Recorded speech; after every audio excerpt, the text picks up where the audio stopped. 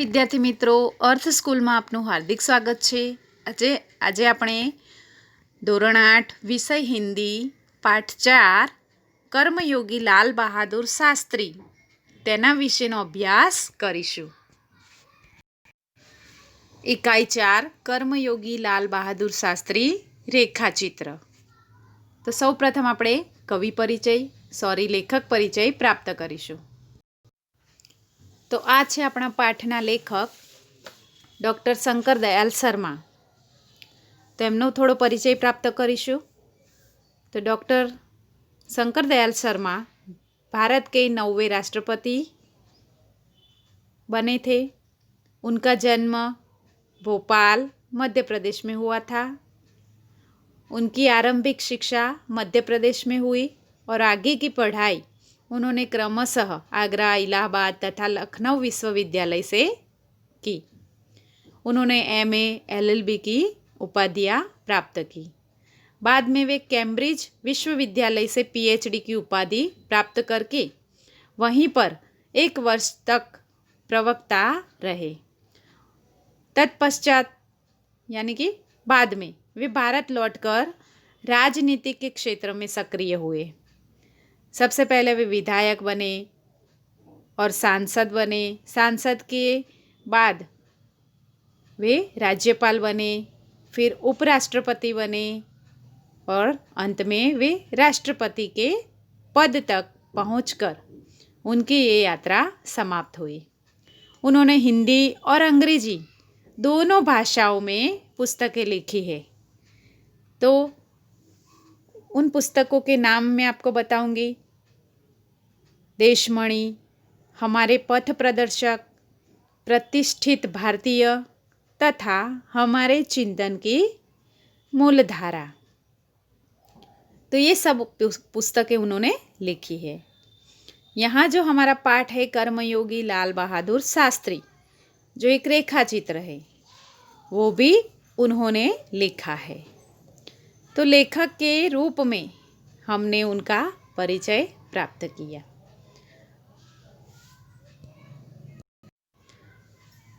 तो ये है हमारे लाल बहादुर शास्त्री जी।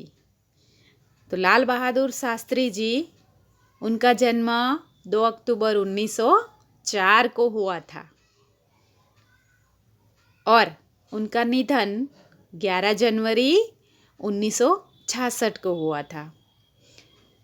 तो ये भी हमारे देश के प्रधानमंत्री बने थे। जवाहरलाल नेहरू के निधन के पश्चात तो उनके जीवन का परिचय हमें शंकर दयाल शर्मा जी ने इस पाठ में कराया है। और लाल बहादुर शास्त्री जी के नाम के आगे उन्होंने कर्मयोगी विशेषण लगाया है। तो कर्मयोगी विशेषण उन्होंने क्यों लगाया है? कर्मयोगी यानी क्या? तो कर्मयोगी यानी कर्म करने वाला, कर्म में फल की आशा रखे बिना कर्म करने वाला, कर्म में लीन रहने वाला कर्मयोगी।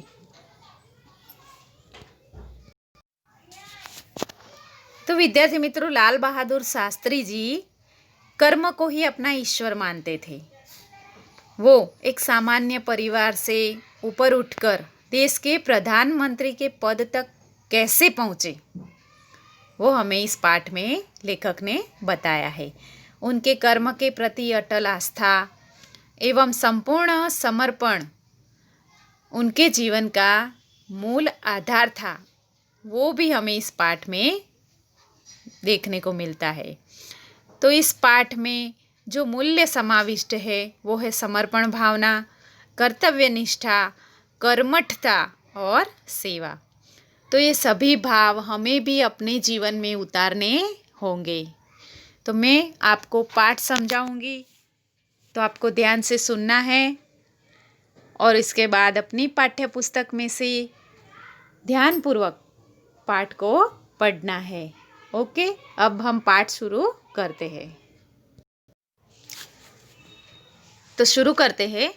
शास्त्री जी के नाम के साथ कर्मयोगी विशेषण जोड़ना बिल्कुल उपयुक्त है। क्योंकि मुझे तो उनका सारा जीवन ही कर्म से भरा हुआ मालूम पड़ता है। તો લેખક શંકરદયાલ શર્મા શું કહે છે કે શાસ્ત્રીજીના નામ સાથે કર્મયોગી વિશેષણ જોડવું મને તો બિલકુલ યોગ્ય જ લાગે છે, કારણ કે એમનું જે સંપૂર્ણ જીવન છે એ કર્મથી જ ભરેલું જણાય છે। शास्त्री जी सामान्य परिवार से ऊपर उठकर देश के प्रधानमंत्री के जिस महत्वपूर्ण पद तक पहुँचे, शास्त्री जी सामान्य परिवार से ऊपर उठकर देश के प्रधानमंत्री के जिस महत्वपूर्ण पद तक पहुँचे, उसका रहस्य उनके कर्मयोगी होने में ही छिपा हुआ है। तो शास्त्री जी एक सामान्य परिवारમાંથી આવીને દેશના પ્રધાનમંત્રી પદ સુધી કેવી રીતે પહોંચ્યા તેનું રહસ્ય એમના કર્મયોગી હોવામાં જ છુપાયેલું છે। वे उन लोगों में भी नहीं जो भाग्य पर भरोसा करके बैठे रहते हैं और अचानक कभी सफलता मिल जाती है। तो શાસ્ત્રીજી એવા વ્યક્તિઓમાંથી પણ નહોતા કે જે ભાગ્ય ઉપર ભરોસો કરીને બેસી રહે અને ક્યારેક अचानक सफलता मળી जाए, बल्कि वे उन लोगों में से थे जिनको अपनी हथेली की लकीरों के बजाय अपने चिंतन और कर्म की शक्ति पर अधिक भरोसा था, अधिक भरोसा होता है। परंतु ते केवा व्यक्ति हता कि हाथनी रेखाओं ઉપર વિશ્વાસ રાખીને બેસી રહે તેવા નહોતા, પણ કેવા હતા? ચિંતન અને કર્મની શક્તિ ઉપર ભરોસો રાખવાવાળા વ્યક્તિ હતા। और वे क्रमशः अपने जीवन का रास्ता बनाते हुए आगे बढ़ते हैं। અને તે ધીરે ધીરે ક્રમશઃ એટલે ક્રમ અનુસાર ધીરે ધીરે પોતાના જીવનનો રસ્તો બનાવીને આગળ વધે છે। शास्त्री जी के लिए कर्म ही ईश्वर था और इसके प्रति बिना किसी फल की आशा की संपूर्ण भाव से समर्पित रहते थे।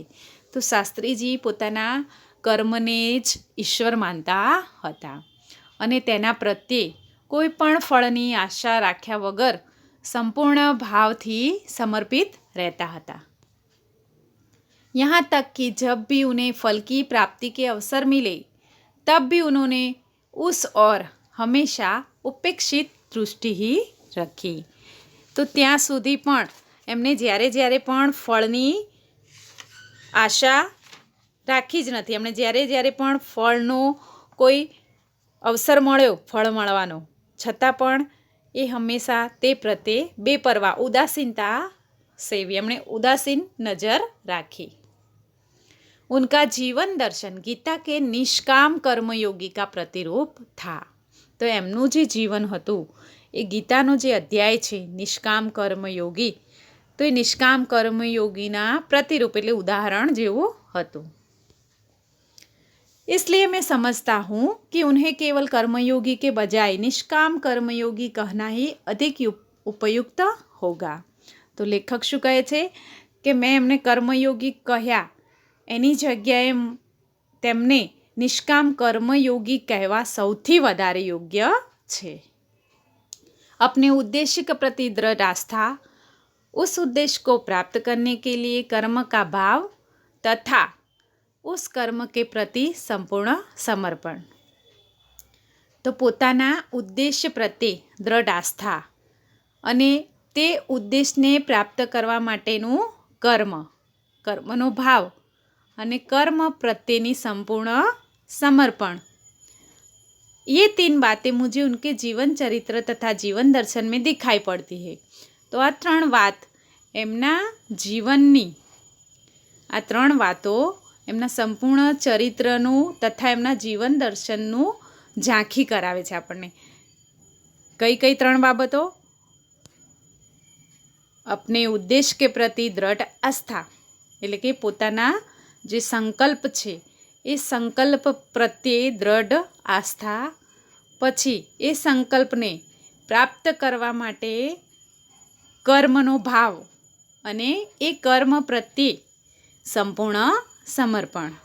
તો આ 3 વાતો એમના જીવન દર્શનમાં દેખાય છે। अपने एक भाषण में उन्होंने इसी तरह के विचार व्यक्त करते हुए कहा था તો એમણે એક ભાષણ આપ્યું હતું. એ ભાષણમાં પણ એમણે આ જ વિચારો વ્યક્ત કર્યા હતા. यहाँ तक कि भले ही आप राजनीतिक क्षेत्र या सामाजिक क्षेत्र या किसी अन्य क्षेत्र में कार्य करते हैं, એટલે કે જ્યાં સુધી ભલે તમે ગમે તે ક્ષેત્રમાં કાર્ય કરતા હોય, જેમ કે કોઈ રાજનીતિકનું ક્ષેત્ર હોય, સામાજિક ક્ષેત્ર હોય કે કોઈ અન્ય ક્ષેત્રમાં તમે કાર્ય કરતા હોવ, यदि आप उसमें सफल होना चाहते हैं, कि जो તમે એમાં સફળ થવા માંગો છો, तो अपने दायित्वों का पूरी तरह से निर्वाह करना चाहते हैं, જો તમે એમાં સફળ થવા માંગો છો, પછી પોતાની જે જવાબદારીઓ છે, દાયિત્વ એટલે જવાબદારી, એ જવાબદારીને તમે પૂરી રીતે એનું નિર્વહન કરવા માંગો છો, તો આપકે કાર્ય और समर्पण, तो તમારું કામ અને સમર્પણ તથા ભક્તિ અને કર્મ મેં સમન્વય હોના ચાહીએ. તો આ બંનેની વચ્ચે સમન્વય હોવો જરૂરી છે. તમે કોઈ પણ કાર્ય કરતા હોય, કોઈ પણ ક્ષેત્રમાં હોવ, પણ તમારો કાર્ય અને સમર્પણ તેની સાથે ભક્તિ અને કર્મનો સમન્વય હોવો જોઈએ, તેવું તેમણે પોતાના એક ભાષણમાં કહ્યું હતું. मैं शास्त्री जी की सफलता का रहस्य उनके इसी महत्वपूर्ण चिंतन में मानता हूँ. તો લેખક શું કહે છે કે હું શાસ્ત્રીજીનું આ સફળતાનું જે રહસ્ય છે તે તેમની આ જે મહત્વપૂર્ણ ચિંતન એટલે કે મનન એમાં જ માનું છું. साथ ही यह भी मानता हूँ कि किसी भी व्यक्ति, समाज और देश के विकास का रहस्य इसी भक्ति और कर्म के सिद्धांत में निहित है. અને સાથે સાથે હું એ પણ માનું છું કે કોઈ પણ વ્યક્તિ, સમાજ અને દેશનો વિકાસનું જે રહસ્ય છે એ આ જ ભક્તિ અને કર્મના સિદ્ધાંતોમાં સમાયેલ છે. નિહિત હોના यानी समाविष्ट होना. शास्त्री जी का संपूर्ण जीवन श्रम, सेवा, सादगी और समर्पण का अनुपम उदाहरण है. તો શાસ્ત્રીજીનું જે સંપૂર્ણ જીવન છે એ શ્રમ, સેવા, સાદગી અને સમર્પણનું એક અનોખું ઉદાહરણ છે. उनके ये गुण केवल उनके कार्यों और विचारों में ही अभिव्यक्ति नहीं पाते थे.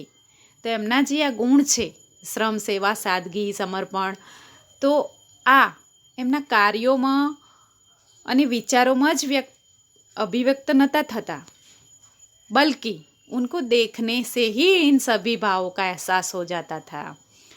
પરંતુ એમને જોવા માત્રથી જ આ બધા ભાવો આપણને અનુભવાતા હતા, અહેસાસ થતો હતો. उनके अपने व्यक्तित्व में विचारों का अनोखा समन्वय था. તો એમનું જે વ્યક્તિત્વ હતું એમાં જ એમના વિચારોનું એક આગવું સમન્વય જોવા મળતો હતો. वे जो कुछ कहते थे वही करते थे. તો શાસ્ત્રીજી જે કહેતા હતા તે જ કરતા હતા, એટલે કે એમની કથની અને કરની એક સમાન હતી. કથની અને કरणीમાં ભેદ હતો નહીં. और जो कुछ भी करते थे वह एकमात्र राष्ट्र लाभ की भावना से प्रेरित होकर करते थे. અને તે જે પણ કંઈ કરતા હતા તે માત્ર ને માત્ર દેશના લાભ માટે, દેશના ફાયદાની ભાવનાથી જ પ્રેરાઈને કરતા હતા. मुझे लगता है कि यह उनके चरित्र की एक बहुत बड़ी विशेषता थी. तो लेखक कहते हैं कि मुझे यह लगता है, એટલે કે મને એવું લાગે છે કે એમનું જે ચરિત્ર છે એ ચરિત્રની આ સૌથી મોટી વિશેષતા હતી, जिसके कारण देशवासी उन पर इतना अधिक विश्वास करते थे और उन्हें चाहते भी थे. તો એ જ કારણ હતું કે દેશવાસી એમના ઉપર આટલો વિશ્વાસ કરતા હતા અને એમને ચાહતા એટલે કે પ્રેમ પણ કરતા હતા, એટલે કે સૌના લાડકવાયા હતા. पंडित नेहरू के समृद्ध राजनीतिक विरासत को संभालना और उसे आगे ले जाने का काम कम कठिन नहीं था. तो पंडित नेहरूनी જે સમૃદ્ધ રાજનીતિક વિરાસત એટલે ધરોહર, વારસો, તેને સંભાળવાનું અને તેને આગળ લઈ જવાનું કામ कोई कठिन कार्य नहोतुं, लेकिन देश ने उस समय यह साफ साफ देखा कि उसे संभालने की ताकत शास्त्री जी में ही है। लेकिन परंतु देशे ए समये शू साफ साफ जोयुं एटले के देशने खबर पड़ी गई, देशना लोकोने के जो जवाहरलाल नेहरू पछी देशने जो संभाळवानी ताकत होय तो ते मात्र ने मात्र शास्त्री जी में ज छे। और शास्त्री जी ने अपने निर्मल चरित्र और दृढ़ संकल्प शक्ति द्वारा देश की इस आकांक्षा को पूरा किया।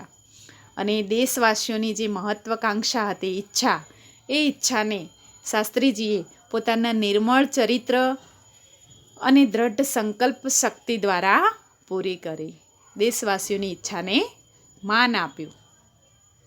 शास्त्री जी के एक सबसे बड़ी विशेषता यह थी कि वे एक सामान्य परिवार में पैदा हुए थे। तो शास्त्री जी की सौथी मोटी विशेषता शू हती कि ते एक सामान्य परिवार में जन्मा हता। सामान्य परिवार में ही उनकी परवरिश हुई और जब वे देश के प्रधानमंत्री जैसे महत्वपूर्ण पद पर पहुँचे तब भी वह सामान्य ही बने रहे।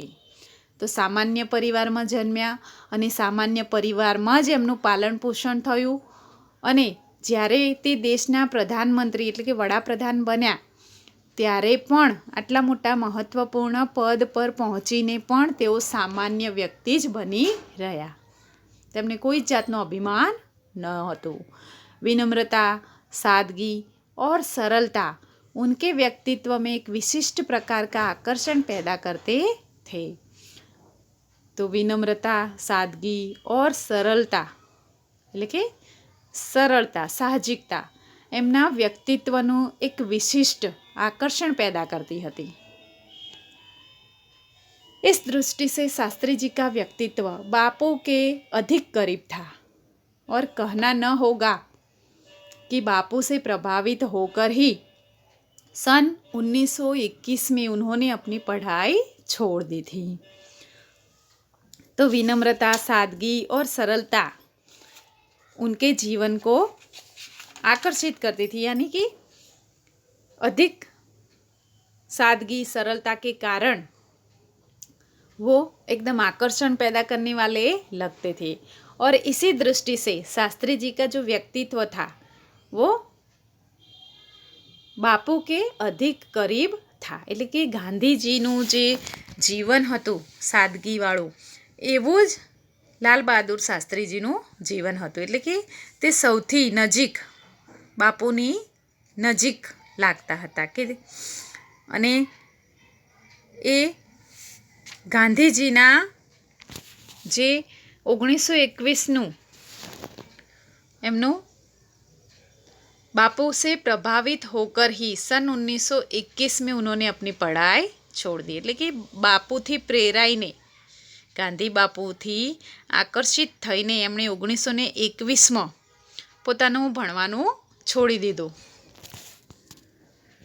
शास्त्री पर भारतीय चिंतकों डॉक्टर भगवान दास तथा बापू का कुछ ऐसा प्रभाव रहा। तो शास्त्री जीना जे भारतीय चिंतकों हता डॉक्टर भगवान दास तथा बापू उनका उनके जीवन पर बहुत बड़ा प्रभाव रहा। એટલે કે ભગવાન દાસ અને બાપુ ગાંધી બાપુ એમનો સૌથી મોટો પ્રભાવ લાલ બહાદુર શાસ્त्री जी पर રહ્યો कि वह जीवन भर उन्हीं आदर्शों पर चलते रहे तथा औरों को इसके लिए प्रेरित करते रहे। तो भगवान दास અને ગાંધી બાપુના જીવનથી એ ખૂબ જ પ્રભાવિત થયા અને પોતે પણ તેમના આદર્શો પર ચાલ્યા અને બીજાઓને પણ તે આદર્શો પર ચાલવા માટે પ્રેરિત કરતા રહ્યા। शास्त्री जी के संबंध में मुझे बाइबिल की वह उक्ति बिल्कुल सही जान पड़ती है। तो शास्त्री जीना संबंधમાં બાઇબિલમાં એટલે કે બાઇબલમાં આપેલી એક પંક્તિ, એક ઉક્તિ બિલકુલ સહી જાન પડતી એટલે કે યથાર્થ લાગે છે એમના સંબંધ શાસ્ત્રીજીના જીવન સાથે જોડાયેલી. कि विनम्र ही पृथ्वी के वारिस होंगे. तो बाइबिल में एक पंक्ति लखाયેલી છે कि विनम्र ही पृथ्वी के वारिस होंगे.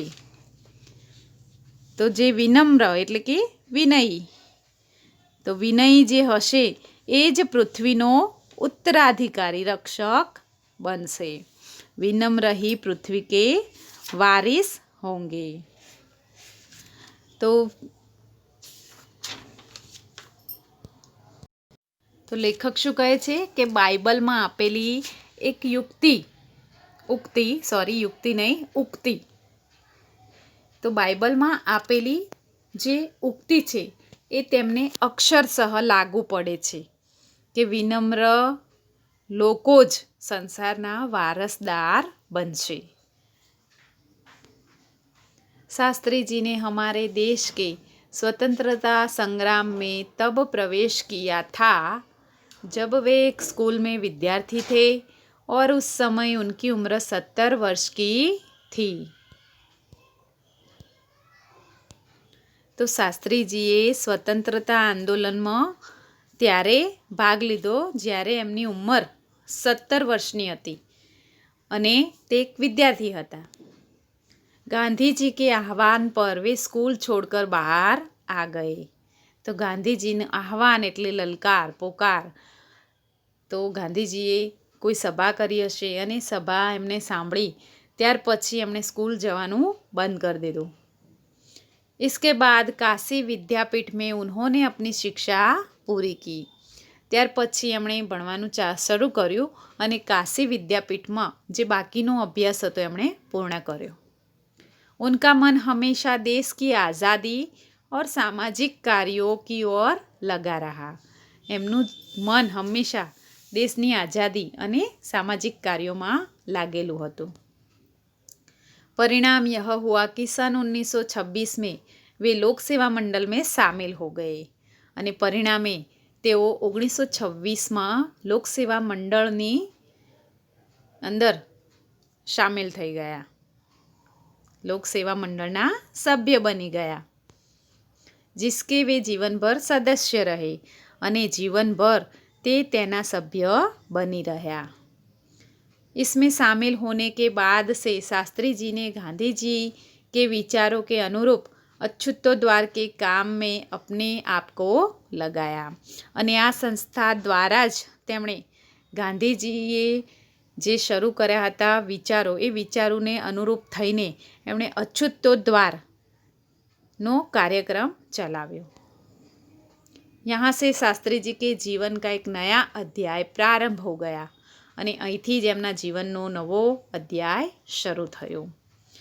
सन 1930 में जब नमक कानून तोड़ो आंदोलन शुरू हुआ એટલે કે 1930 में જ્યારે નમક કાનૂન તોડો આંદોલન શરૂ થયું એટલે કે મીઠાનો સત્યાગ્રહ, નમક એટલે મીઠું, તો 1930 में મીઠાનો કાયદો તોડવાનો શરૂ થયો. तो शास्त्री जी ने उसमें भाग लिया. ત્યારે શાસ્ત્રીજી એમાં ભાગ લીધો जिसके परिणाम स्वरूप उन्हें जेल जाना पड़ा અને જેના પરિણામે એમને જેલમાં પણ જવું પડ્યું. यहाँ से शास्त्री जी की जेल यात्रा की जो शुरुआत हुई तो वह सन 1942 के भारत छोड़ो आंदोलन तक निरंतर चलती रही.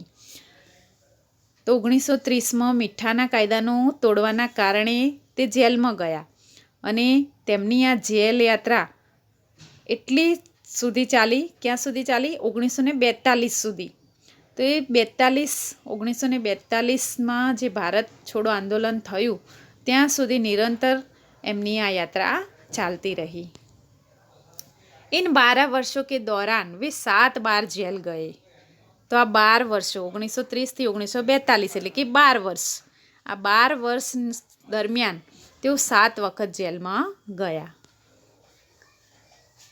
इसी से यह अंदाज़ा लगाया जा सकता है कि उनके अंदर देश की आज़ादी के लिए कितनी बड़ी ललक थी. तो आनाथी ज આપણને અંદાજો મળી જાય કે એમના અંદર દેશ માટેનો કેટલો પ્રેમ હતો. दूसरी जेल यात्रा उन्होंने 1932 में किसान आंदोलन में भाग लेने के लिए करनी पड़ी। बीजी वखत જ્યારે તે જેલમાં ગયા તો તે કિસાન આંદોલનમાં ભાગ લેવા માટે એમને જેલમાં જવું પડ્યું।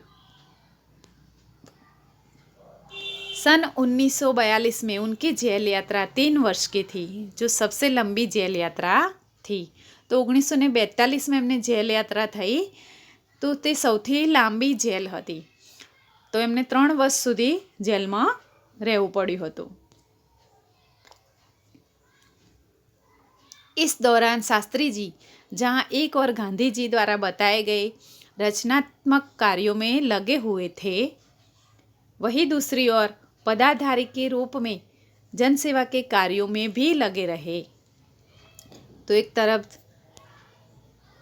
तरफ जेल में रह्या ए दरमियान शास्त्री जी गांधीजीना बतावेला रचनात्मक कार्यों में लागेला हता अने साथे साथे पदाधिकारीना रूपमां जनसेवाना कार्यों पण करता रह्या। सन 1935 में वे संयुक्त प्रांतीय कांग्रेस कमेटी के सचिव बनाए गए। इस पद पर वे 1938 तक रहे। तो 1935 में एमने संयुक्त प्रांतीय कांग्रेस कमेटीना सचिव बनाववामां आव्या अने आ पद पर 1938 सुधी रह्या। किसानों के प्रति उनके मन में विशेष लगाव था। तो खेडूतों माटे एमना मन में विशेष लागणी हती, लगाव हतो। इसलिए उनको सन 1936 में किसानों की दशा का अध्ययन करने वाली एक कमेटी का अध्यक्ष बनाया गया अने एटला माटे ज एमने खेडूतोनी परिस्थितिनो अभ्यास करनारी जे समिति हती एना अध्यक्ष बनाववामां आव्या। 1936 में पूरी लगन के साथ काम करके उन्होंने अपनी रिपोर्ट प्रस्तुत की, जिसमें जमींदारी उन्मूलन पर विशेष जोर दिया। तो तेमणे 1936 में जे खेडूतोनी परिस्थितिनो अभ्यास करनारी समितिना अध्यक्ष बन्या अने तेनो जे रिपोर्ट तेमणे रजू कर्यो तेमां जमीनदारी उन्मूलन एटले कि जमीनदारी प्रथा एनो उन्मूलन एटले अंत, ए अंत करवा माटे एमणे विशेष भार मूक्यो। इसके बाद के 6 वर्षों तक वे इलाहाबाद की नगर पालिका से किसी न किसी रूप में जुड़े रहे अने त्यार पछी तेओ 6 वर्ष सुधी अलाहाबादनी जे नगरपालिका हती एनी साथे पण संकळायेला रह्या। कोईपण रीते ए जोड़ायेला रह्या। मैं समझता हूँ कि इस अनुभव ने भी शास्त्री जी के व्यक्तित्व और चिंतन को नागरिकों की समस्याओं से निकट से परिचित कराया। तो लेखक शुं समझे छे कि आवा जुदा जुदा कार्यों करीने तेओ नागरिकोनी जे समस्याओं छे एनाथी पण निकटथी माहितगार थया। उनके पास ग्रामीण जीवन का अनुभव था। एमनी पासे ग्राम्य जीवननो अनुभव हतो। अब इसके साथ ही इलाहाबाद नगर पालिका ने जनसेवा का भी अनुभव जोड़ दिया। तो ग्रामीण जीवननो अनुभव हतो, साथे साथे नगरपालिकाए एमने जनसेवानो अनुभव पण आपी दीधो।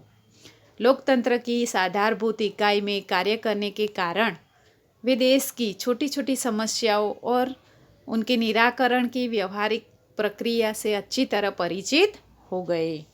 तो आ रीते ग्रामीण अने शहरी जनतानी जुदी जुदी जे समस्याओं हती एनाथी माहितगार थवानो अवसर एमने मळी गयो अने एना कारणे ए जे दरेक प्रक्रिया हती एनाथी सारी रीते परिचित थई गया। ए प्रक्रियानुं केवी रीते निराकरण करवुं तेनाथी कार्य के प्रति निष्ठा और मेहनत करने की अदम्य क्षमता के कारण सन 1937 में वे संयुक्त प्रांतीय व्यवस्थापिका सभा के लिए निर्वाचित हुए। तो सारी रीते कार्य करवाना कारणे एमनी मेहनत निष्ठा अने अदम्य क्षमताना कारणे 1937 में तेमने संयुक्त प्रांतनी व्यवस्थापिका सभाना प्रतिनिधि तरीके चूंटवामां आव्या। सही मायने में यही से शास्त्री जी के संसदीय जीवन की शुरुआत हुई અને સાચા અર્થમાં જ આ રીતે તેમના સંસદીય જીવનની શરૂઆત થઈ, जिसका समापन देश के प्रधानमंत्री पद तक पहुँचने में हुआ।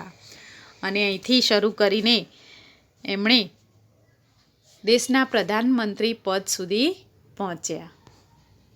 शास्त्री जी को भारतीय राजनीति की इतनी सही और गहरी पकड़ थी कि श्रीमती इंदिरा गांधी ने उन्हें अपना राजनीतिक गुरु मानते हुए कहा था कि उन्हीं के मार्गदर्शन में मेरा राजनीतिक जीवन शुरू हुआ है। तो शास्त्री जी ने राजनीतिनी એટલી સાચી અને ઊંડાણપૂર્વકની માહિતી પકડ હતી, જેના કારણે શ્રીમતી ઇન્દિરા ગાંધી એમને પોતાના રાજનીતિક ગુરુ માનતા હતા। અને એમણે શું કહ્યું હતું કે લાલ બહાદુર શાસ્ત્રીજીના માર્ગદર્શનના કારણે જ મારું राजनीतिक जीवन शुरू થયું છે। देश की आज़ादी के बाद उत्तर प्रदेश तथा केंद्र सरकार में शास्त्री जी भिन्न भिन्न पदों पर रहे।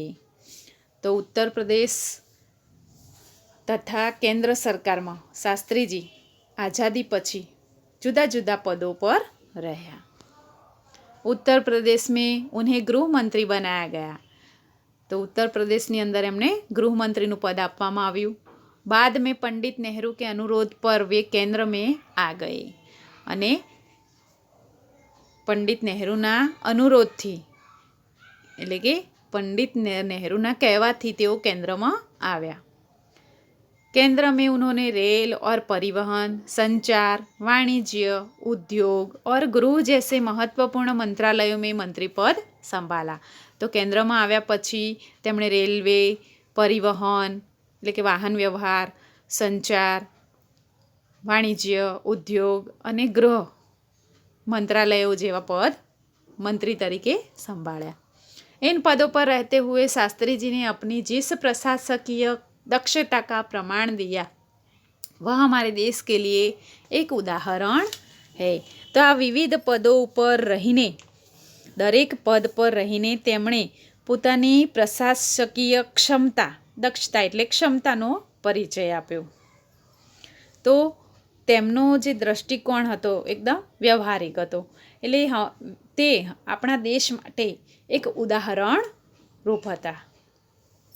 अपने मंत्रालयों के कार्यों में उनका दृष्टिकोण अत्यंत व्यवहारिक तथा सभी प्रकार की औपचारिकताओं से परे होता था। તેમનો જે દૃષ્ટિકોણ હતો અત્યંત વ્યવહારિક હતો અને બધી જ ઔપચારિકતાઓથી अलग। वे अपने को कभी अपने पद के कारण ऊंचा नहीं मानते थे। तो शास्त्री जी પોતાના પદના કારણે ક્યારેય ઊંચા માનતા નહોતા કે મારું પદ આ છે તો હું એવું ક્યારેય એમણે ગર્વ કર્યો નહોતો। उनकी बड़ी सीधी सी धारणा थी कि जनता के शासक नहीं बल्कि जनता के सेवक है। तो शास्त्री जी પોતાને जनताना शासक नहीं पण जनताना सेवक मानता था। ऐसी भावना से कार्य करने के कारण उन्हें अपने मंत्रालय में तो लोकप्रियता मिली ही, साथ ही साथ सारे देश में भी लोकप्रियता मिली। અને આવી જ ભાવનાના કારણે એમને આખા દેશમાં लोकप्रियता प्राप्त થઈ। ऐसी लोकप्रियता का परिणाम था कि पंडित नेहरू के निधन के बाद देश ने उन्हें प्रधानमंत्री के रूप में स्वीकार किया। અને આ लोकप्रियताના કારણે જ पंडित नेहरूजीના નિધન એટલે કે મૃત્યુ પછી દેશના લોકોએ એમને પ્રધાનમંત્રીના રૂપમાં સ્વીકાર કર્યા। देश के इस महत्वपूर्ण पद पर रहते हुए केवल 19 महीने के छोटे से समय में उन्हें जितनी सफलताएं और लोकप्रियता प्राप्त की वह एक उदाहरण है। तो मात्र 19 महीना माटे तेओ प्रधानमंत्री बन्या हता, पण आटला टूंका समयमां पण एमणे 19 मास सुधीनुं जे प्रधानमंत्रीनुं पद हतुं एमां पण एमणे उल्लेखनीय सफलता अने लोकप्रियता प्राप्त की। शास्त्री जी के सामने अपना उद्देश्य बिल्कुल स्पष्ट था। तो शास्त्री जी नी सामे एमनो जे उद्देश्य हतो एकदम स्पष्ट हतो। उसमें किसी प्रकार का धुंधलापन और भटकाव नहीं था। એટલે કે એમાં કોઈ પણ ધુંધલાપન એટલે કે ઉછાંછળાપણું अथवा तो कोई भटकाव હતો नहीं। वे हमारे देश के अत्यंत महत्वपूर्ण पदों पर रहे और इन पदों पर रहते हुए स्वाभाविक रूप से अधिकार संपन्न भी थे। तो ते अपना देशना महत्वपूर्ण पदों पर रहा अने ते विविध अधिकारों संपन्न पण हता। लेकिन उन्होंने हमेशा आत्मसंयम से काम लिया तथा अधिकारों से अधिक कर्तव्य को तरजीह दी। तो हमेशा तेमणे आत्मसंयमथी काम लीधुं अने अधिकारों करता पण वधारे कर्तव्यने वधारे महत्व आप्युं। तरजीह देने एटले महत्व आपवुं। शायद इसीलिए शास्त्री जी इतने अधिक लोकप्रिय भी हो चुके अने एटला माटे ज एना कारणे ज शास्त्री जी आटला वधारे लोकप्रिय बन्या। उन्होंने अलीगढ़ मुस्लिम विश्वविद्यालय के दीक्षांत समारोह में 19 दिसंबर 1964 को छात्रों को संबोधित करते हुए कुछ इस तरह के विचार व्यक्त किए थे।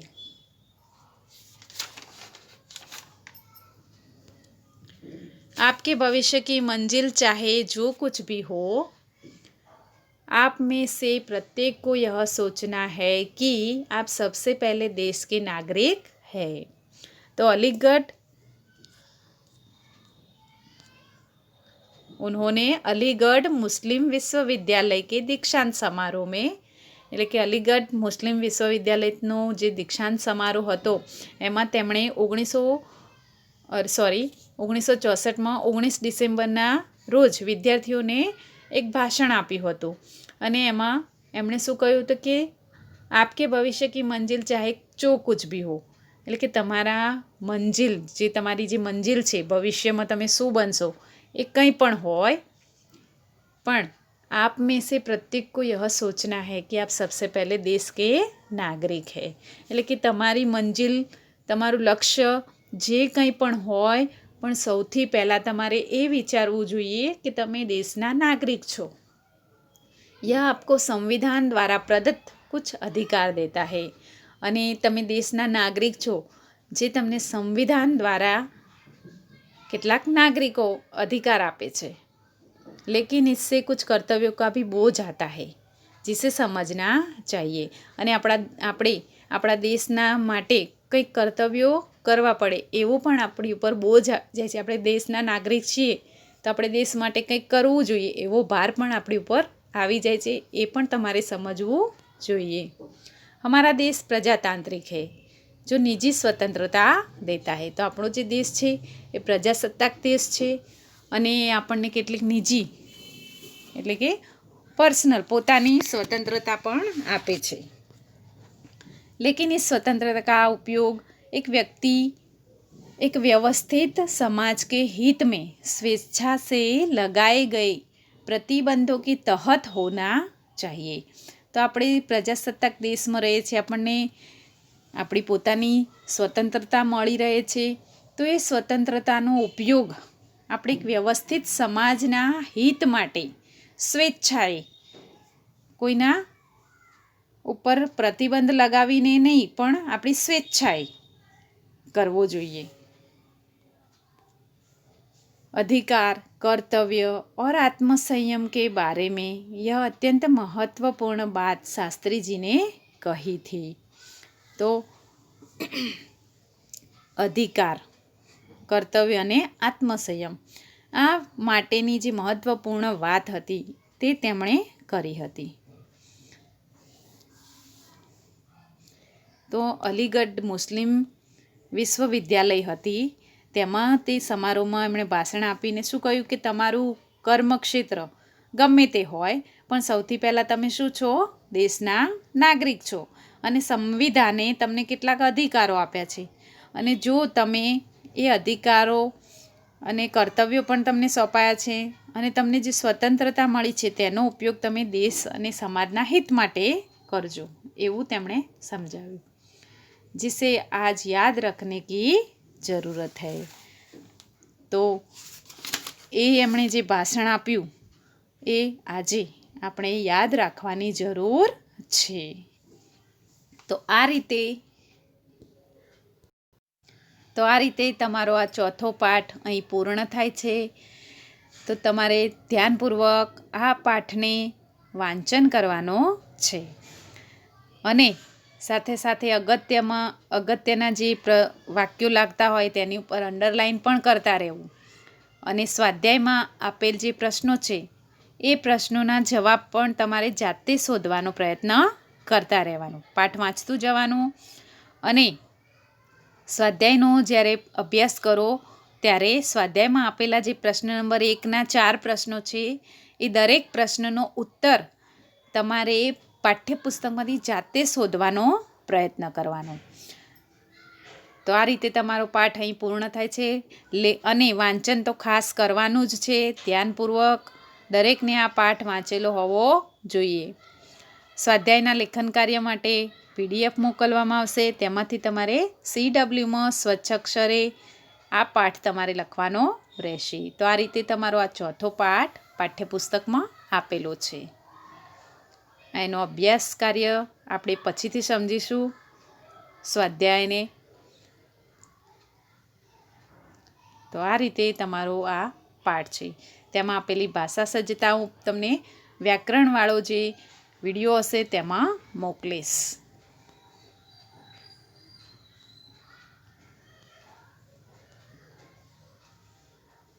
ઓકે. તો ધ્યાનપૂર્વક બધા વિડીયોને સમજજો અને ત્યાર પછી પાઠ્યપુસ્તકમાં ધ્યાન આપીને આ વિડીયો ના ખબર પડે તો 2 થી 3 વાર જોજો. Okay, by.